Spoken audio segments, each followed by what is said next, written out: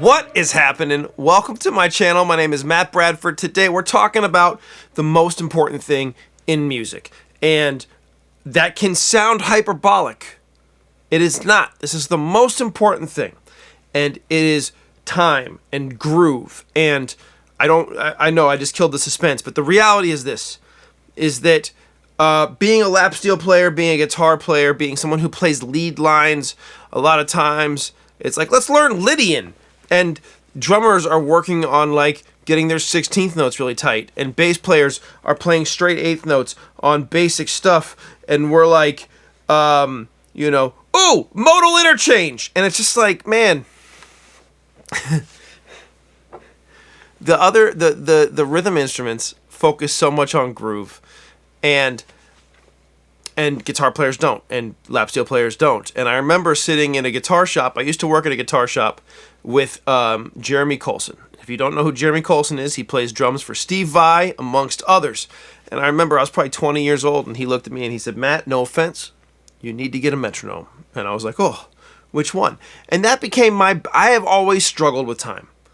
I've gotten a lot better with it over the years. I've gotten, one of the best compliments somebody ever gave me was like, dude, your rhythm playing is so cool. And it's like, that stuff means the world to me. But the reality is that like I have had to work at it. And part of working at that is obviously using a metronome, or in my case, much more preferably drum machines, drum loops, drum grooves, all that stuff. So I want to talk about time today. I want to talk about groove. I want to talk about how to work on it. I want to talk about testing yourself. But I want to tell you this first. I get to work with a lot of amateur musicians. I get to work with a lot of people who maybe play music but not professionally, right? Whether they are students of mine. I work I work as a drug addiction counselor sometimes, and I get to play music with people who are in different settings, and I have these experiences where the people who are like, yeah, man, I play guitar, and like they can't play rhythm guitar to save their lives, and then they'll say something crazy like, I'm a lead guitar player.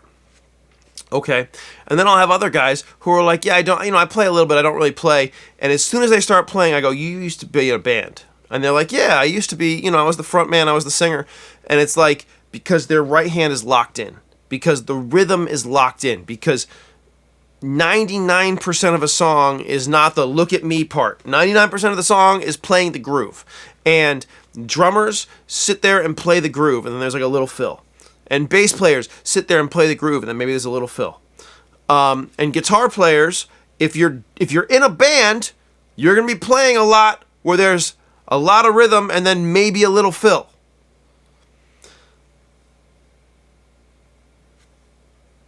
So let's do that. Let's work on that. Let's work on the part that's important. So it's the part that gets overlooked the most. It's the part that's the most important. And we need to work on it. So the very first thing is like, how do I work on it in a way that's fun? I have a whole video on making practice fun. I've got videos. The thing that I talk about the most in my lessons, if you are here for the first time, the thing I talk about the most in my lessons is music is supposed to be fun. Playing music is supposed to be fun. So hopefully you can find ways to make it fun. I'm going to use my my MPC today, but using drum machines, using drum loops to practice time stuff is, to me, it's where it's at. And I'll talk about some options at the end of the video. But let's start with this. I'm using a lap steel tune to open D tuning, right? And if we have a groove,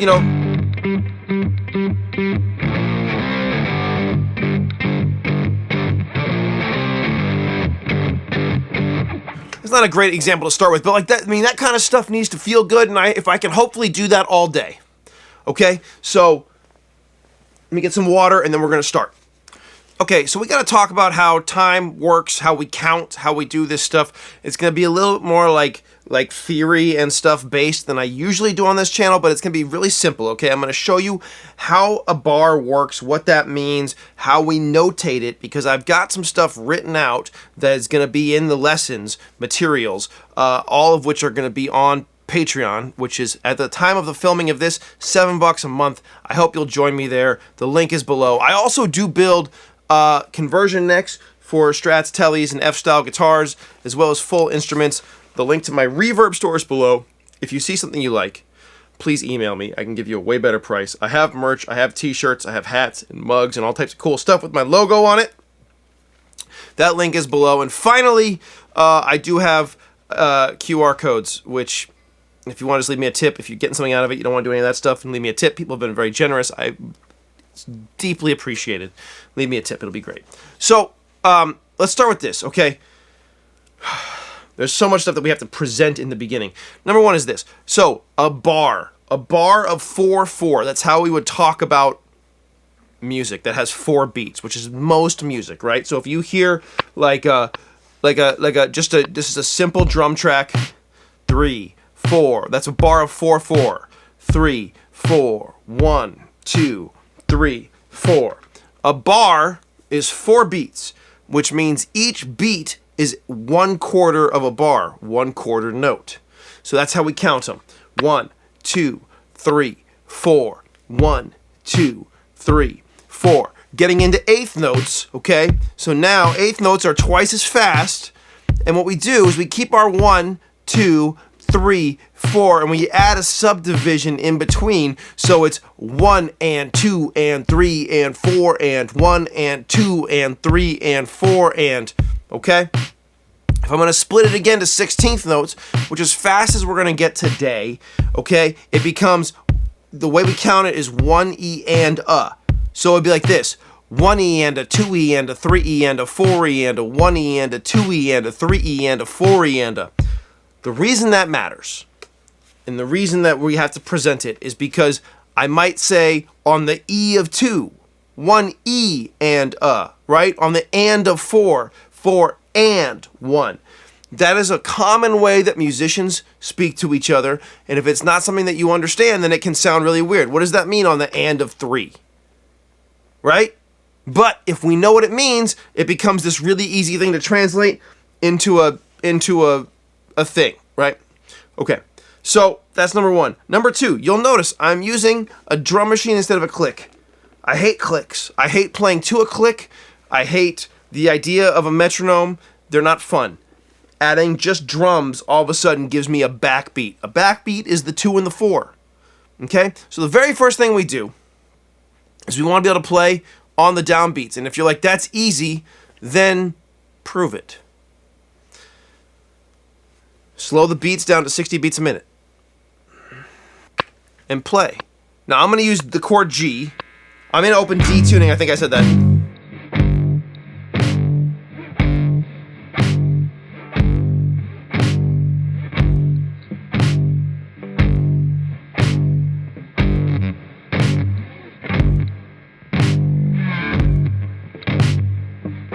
You can see I'm speeding up sometimes, right? I'm getting too fast. Get in there.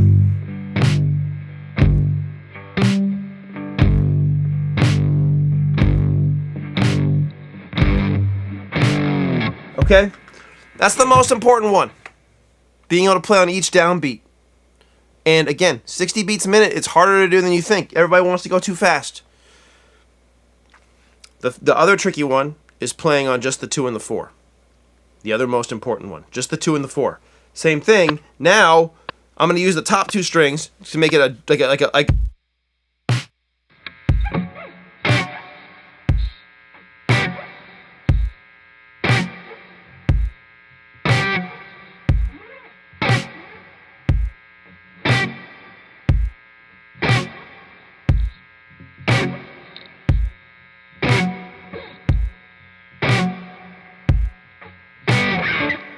like all the extra noise I'm getting. I get the lights cause so much extra 60 cycle hum and like weird stuff going on. It's cool. Those 2 rhythms, if you can't do those, then it's time to get to work.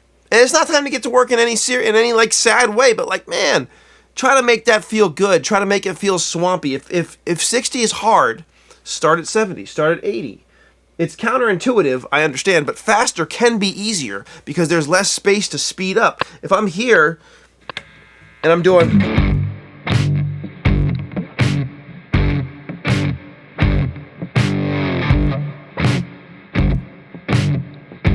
That's easier than at 60.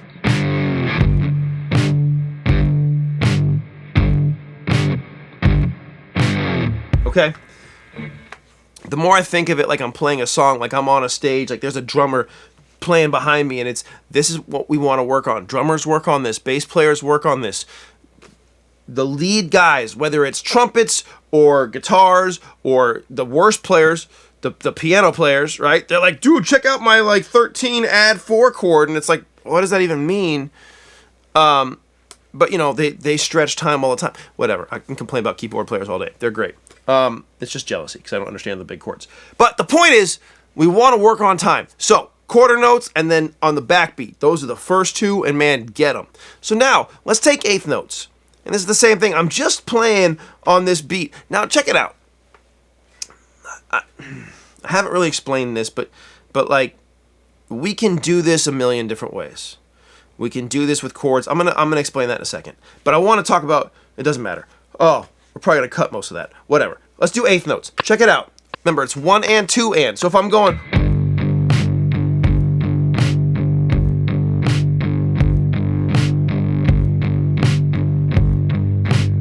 man, make that feel good.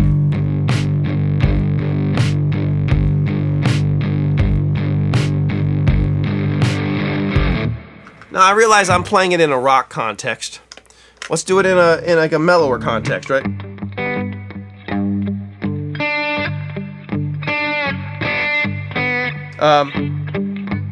Okay, I'm gonna go thumb, index, thumb, middle.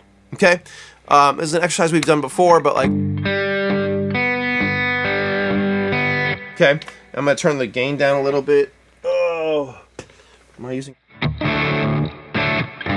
So, thumb, index, thumb, middle on 6, 4, 6, 3. We're still playing eighth notes in time. It's just a different style.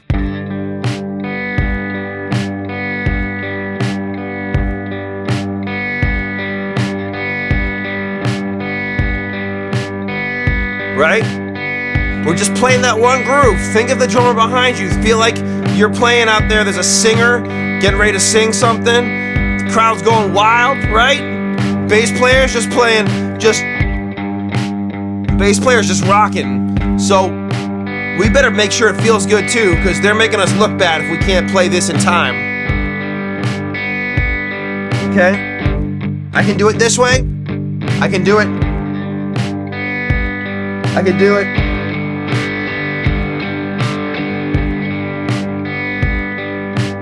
Right? Being able to do it a bunch of different ways with whatever style you want to be able to play, right? If we're playing funk, if we're playing blues, like at each stop, we're working on groove and we're making sure we're playing in time. That's straight eighth notes.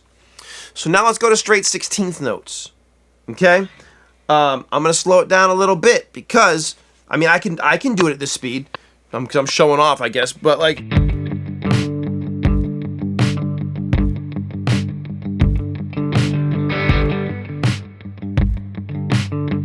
Right? That's cool, but let's slow it down. Let's make sure that we're playing really even. One of the things that people like to do is they like to push their upbeats, and what that means is you go too fast on the upstroke. Okay? It should be really even back and forth. I'm gonna palm mute. Okay? We've talked about this a bunch, but just basically strings here. If I put my palm down on the string to where it's dead. Okay, and then I can slowly move my hand back, right? Until I get a nice muted tone. I'm going back to G because we don't always focus on playing an open D, okay? And I'm gonna pick thumb, index finger. 16th notes at 60 beats a minute. So that's 4 notes per beat. 1 E and a 2 E and a 3 E and a 4 E and a.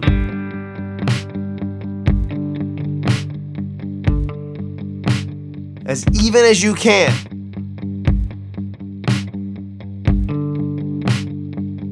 You can hear I'm hitting the string wrong, right? You can hear that my technique isn't perfect. I hope that that's always been clear, but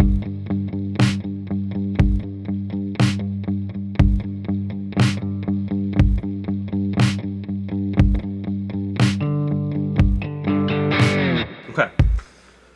So, look, I would definitely work on it just like that. And I think that's huge. But I know that that's also, that is going to get old fast. So, I want you to work on that. I hope you'll work on that. I hope that you'll find ways to enjoy it. But let's start spicing up the groove a little bit. Okay? When I think of song, no, I'm not going to talk about that. Let's do it like this. Okay. So I have all of these notated. And they're available on Patreon. But basically, so if I was gonna do, like, let me show you this one. Okay, this is 1, 2, and 3, 4, and. You can see how the counting starts to show me. Okay, look, it's a quarter note, 2 eighth notes, quarter note, 2 eighth notes. Right? If I'm here and it's slow, so don't go too fast. 1, 1, 2, and 3, 4, and 1.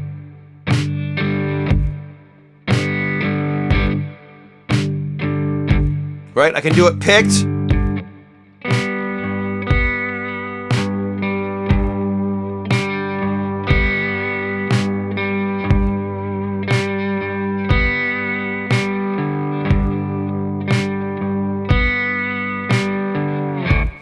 Okay, let's pick another rhythm. And again, I've got a whole bunch of these on Patreon. But like, let's just do the most common one. This one, I had a teacher one time who yelled at one of the guys because he couldn't play this rhythm. I'm going to speed up the tempo a little bit too, just for the sake of time. But I had a teacher who used to yell at a guy in our class because he was like, oh. I can't do his accent, but he was like, whoa, yeah, where's your next gig? At a bar with people with only one leg hopping around so they can't hear how bad your time is? The kindergarten singer singing Kumbaya plays the bleep out of this groove. And it was like, it's important. This groove, it's 1 and then the and of 2. 1 and. 1 and. Okay, and the way I've notated it, 1, and then the 2 is in parentheses. 1 and. Right? Check it out. We're going. You've heard that groove a million times. Right? If we're going 1, 2, and 3, 4, 1, and 3, 4, 1, and 3, 4, 1. And 3, 4, 1, and 4. Right? Okay, we've heard that a million times. Now, the other thing we can start to do is we can start to add chords to our groove. Okay? We don't want to get too complicated. We want to focus on groove. But we can certainly try to spice it up a little bit. We've got to be able to change chords properly. So let's use some chords. Okay, we're on G, so let's keep the G. Let's add a C and a D and an E minor. And let's do it in that order. G, C, D, E minor. That's it. Okay? Don't get too crazy, right? We're just going.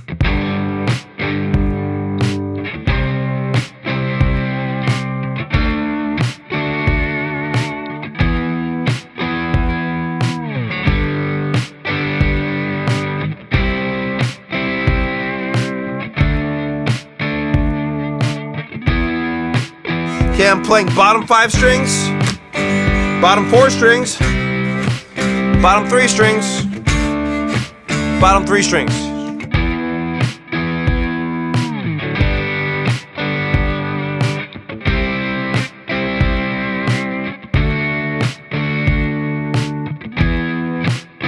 All right.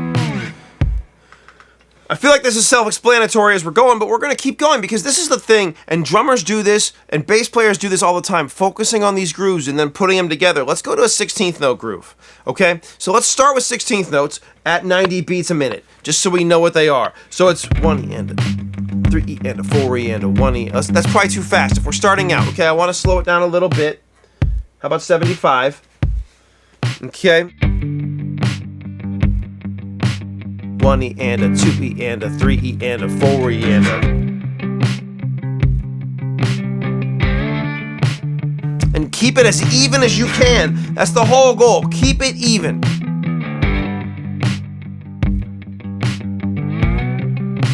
Also play the right chords. But, you know, keeping it even is more important, actually.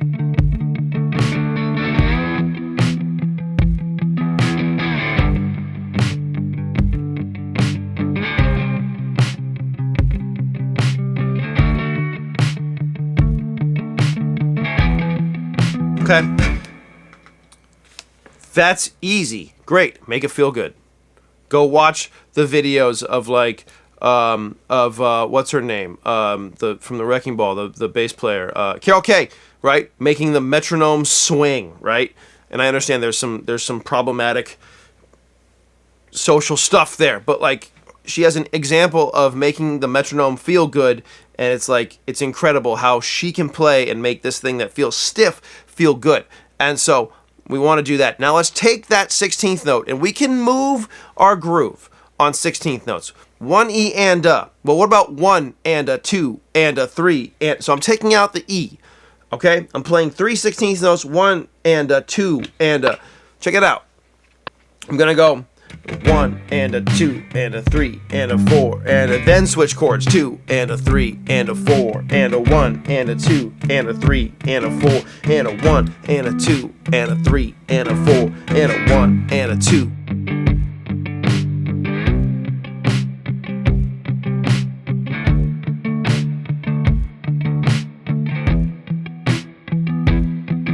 Okay? Now, first of all, make sure right, that our downbeats are hitting hard, water, all right? And then also make sure that we're staying as even as possible, okay? So now we did 1 and let's do 1 E and, 2 E and. Check it out.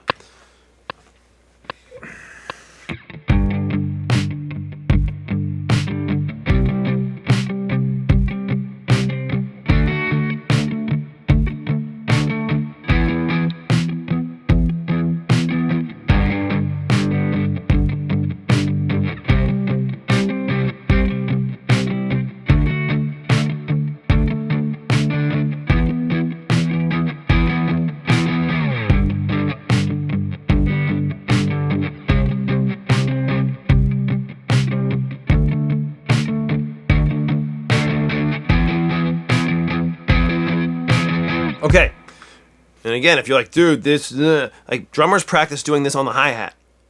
Okay, don't start with me. We need to do this. This is so important. Okay, my favorite one, 1 E, a 2 E, we're taking the and out. 1 E, a 2 E, a 3 E, a 4 E.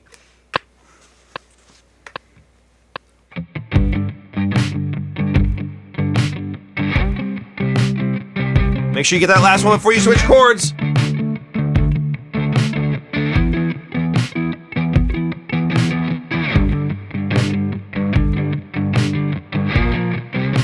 Right, play the right chord.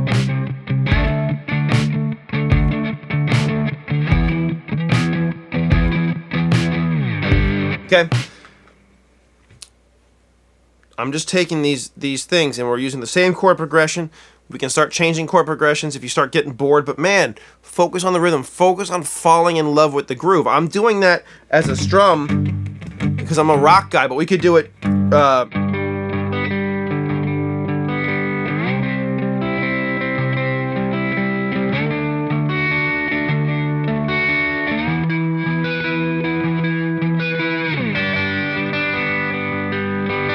right? We can do it with our finger picks. We can do it however. All right? And then I've added onto the notation, I've added some grooves that put it all together. Right? 1, 2 and 3 E and a 4 and. Check it out. So now we start adding them all together and we start getting what's more like a song.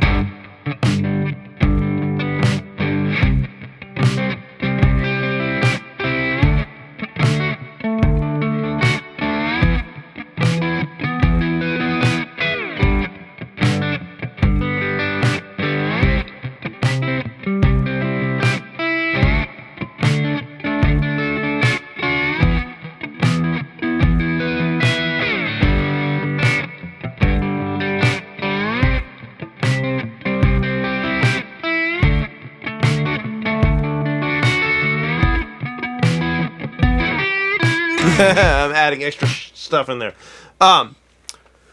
So I have them all counted out, right? And we've got what, 4 variations on the fancy ones, and you can get as many variations as you want. You can start taking these little pieces, putting them together.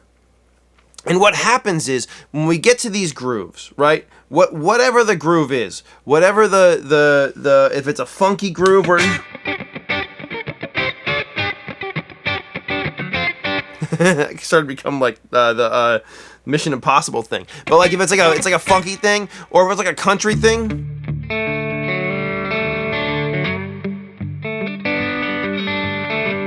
right? Or if it's a rock thing.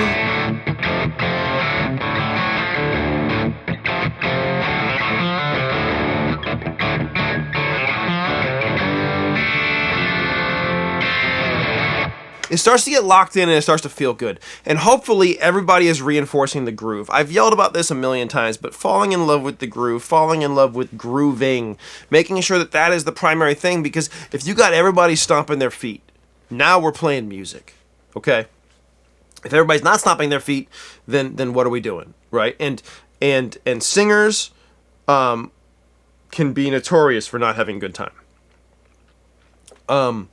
It's one of the things that because again, like that it needs to be the focus of some of these lead instruments more. Needs to be, I don't like to say needs to be or anything else. I have found in my experience that most of my work playing on records is not doing the shreddy lead stuff, the fancy stuff, right?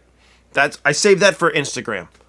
Most of the stuff I'm doing is rhythmic stuff and then like super mellow melodic stuff. Those are the 2 main things. And the rhythm stuff, especially when I start adding a volume pedal, it becomes more and more important to be playing in time, because now we don't have that initial attack, and people use that as a safety net. They use that as a place to not have to focus on time. And I'm going to tell you now that your favorite guitar player, your favorite whatever player has a good sense of time. When you sit down with people who have been playing on the road, who have been playing on TV, who have been playing gigs all the time, they have one thing in common, and that is that they can all groove. And I always like it when I hear somebody who can't play well point at a band and go, "That's easy," and it's like, no, it's not. AC/DC is simple. It's not easy, right? Getting that.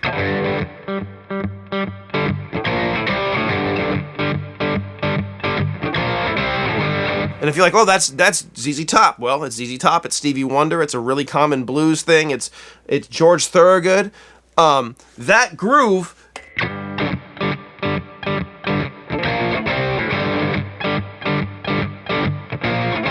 need to tune my guitar.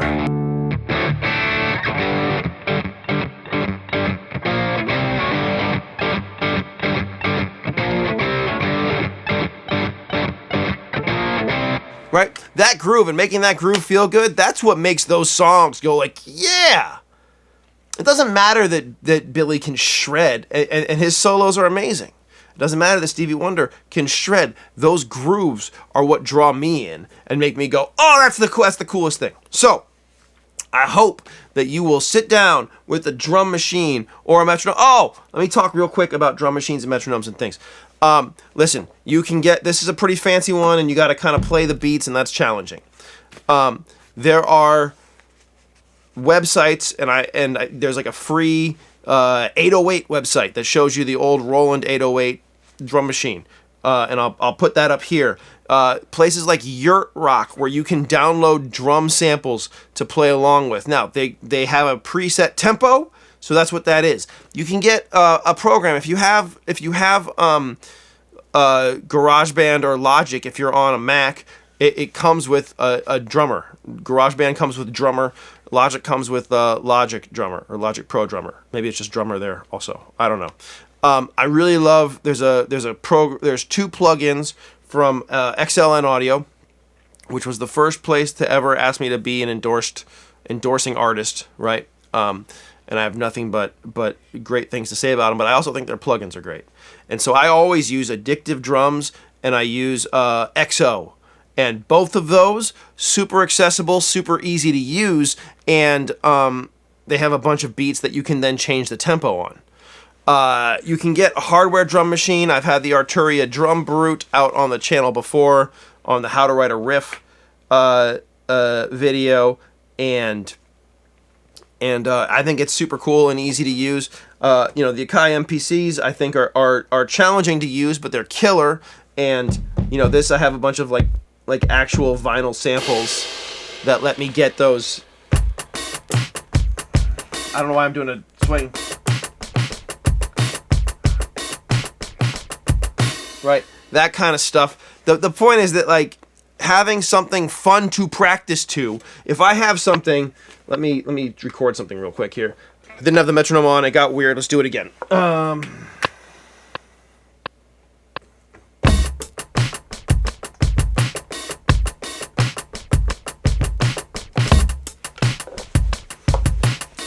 Right, if I have something like this, now I can groove.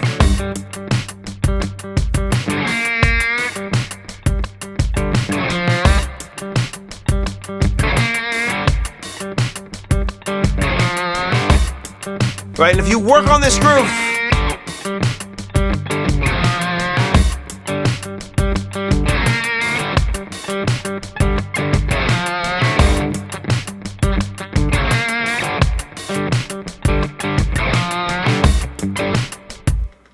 that's the kind of stuff. Sit and start your practice with a groove or a couple grooves, right? Start your practice session with 5 minutes of grooving and then get into the other stuff, and your groove will slowly get better.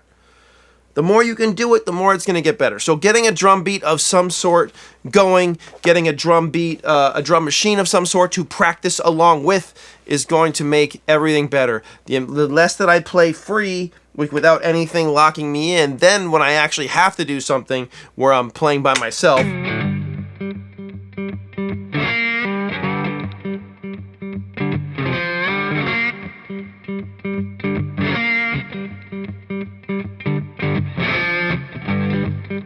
right, my groove starts to get better and better.